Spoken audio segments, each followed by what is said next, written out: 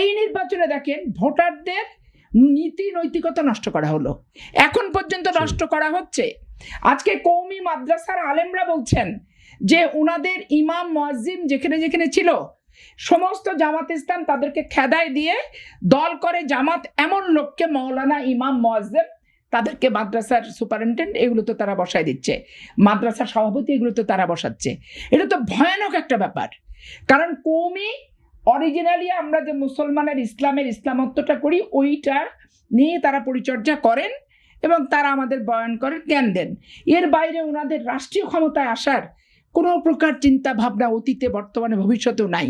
আপনি মাওলানা মামুনুল হকের সাথে তার কওমি মাদ্রাসার হেফাজত ইসলামের সবাইকে মিলালে চলবে না, কিন্তু জামাত ইসলামের ধর্মটা ব্যবহারই করছে রাজনৈতিক স্বার্থ হাসিলের জন্য।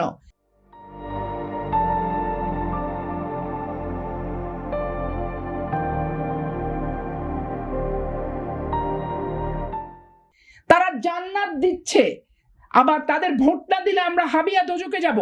এইটা আমি 40 বছর থেকে দেখে আসতেছি, এই তাদের ক্যাম্পেইন।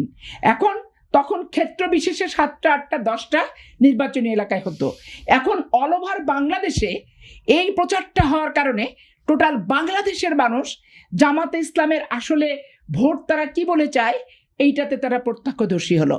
ভোটের ইজ্জত এবং ভোটারের ইজ্জত কিভাবে নষ্ট করলো দেখেন।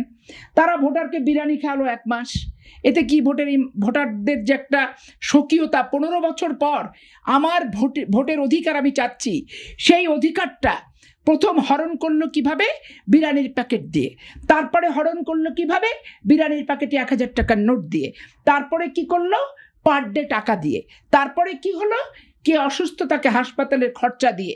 এখন আপনি 10টা 20টা সিটে আপনি এই সিস্টেমে আগাতে পারেন, কিন্তু অল ওভার বাংলাদেশে এইভাবে নির্বাচন করাটা একটা নির্বাচনের আচরণ বিধি বলেন, ভোটারদেরকে অনৈতিক পথে পরিচালিত বলেন, সব কিছু তাই।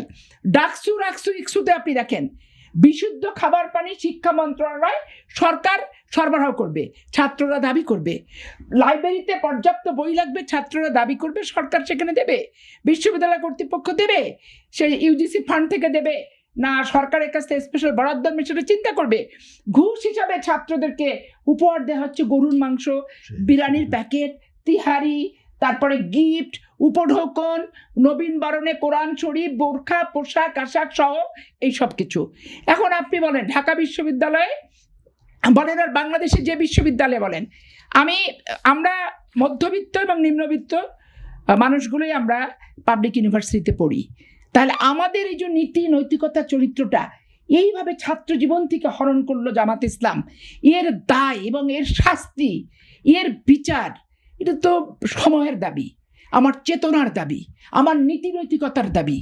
আপনি কমেন্টসগুলো পড়ে দেখেন, এই টকশোটা যখন আপনি ছাড়বেন, জামাত ইসলাম কি অশ্লীল অশ্রাব্য ভাষায় কমেন্টসগুলো লেখে, অথচ মুখের বয়ানের সাথে কমেন্টসের কোনো মিল নাই।